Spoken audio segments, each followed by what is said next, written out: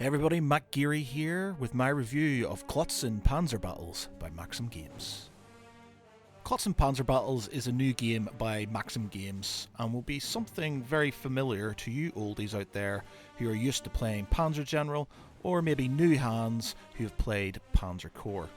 In short, it's a World War II hex and turn-based strategy game that puts you in control of large armies in the theatres of Spain, France, Africa, Russia and the defence of the fatherland, with the added bonus of very interesting counterfactual battles like Spain entering the war and the invasion of Britain. There are multiple campaigns to play through, and each has its own matrix flowchart that moves you to a certain scenario, or if you're unlucky, the end of the game depending on the victory type or loss, giving you consequences to your actions and making you think a lot harder about your moves. A tactical challenge added to by the fact that there are supply lines for your troops that can be bombed and cut off, similar to that of Unity of Command, and a nice touch adding to the challenge.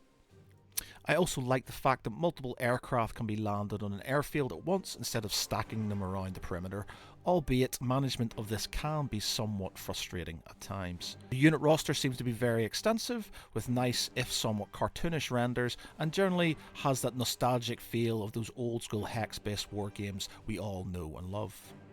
This is not to say it isn't without its issues though.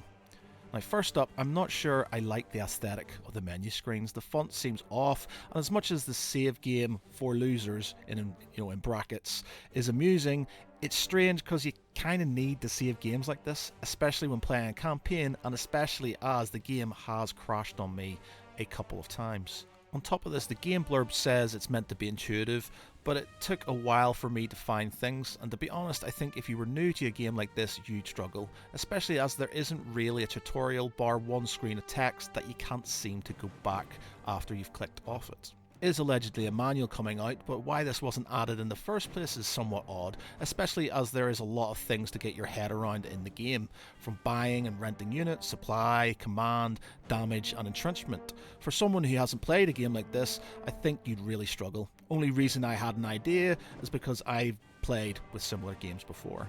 The goody two-shoes in me means that I quite like playing the allies, but instead of having a native option visible in the main campaign screen, you have to go to the modify rules on the side, something that took me a while to figure out.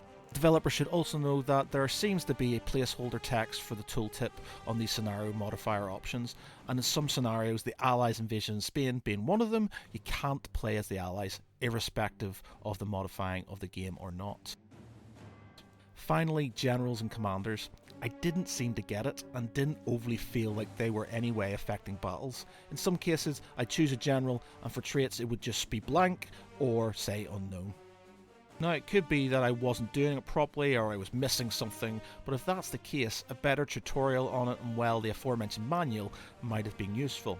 It should be noted though that there are some basic tutorials on their YouTube channel, which I found later. All in all, it's not a bad game. Is it groundbreaking? Not really. Is it something different? No, but I guess in games like this you don't need too much innovation. Matrix have though tried to add a bit more depth with the supply aspect, damage types for ships and some other nice touches, but I very much think they need to add a bit more polish to the game for it to justify its price. Enjoyable enough once you grasp it, but a few wrinkles that still need to be ironed out. Therefore I'm going to give Klotzen Panzer Battles 3 out of 5. And as always, if you like this review, if you want to hear more, then please check out our socials and give us a like, a follow and a subscribe.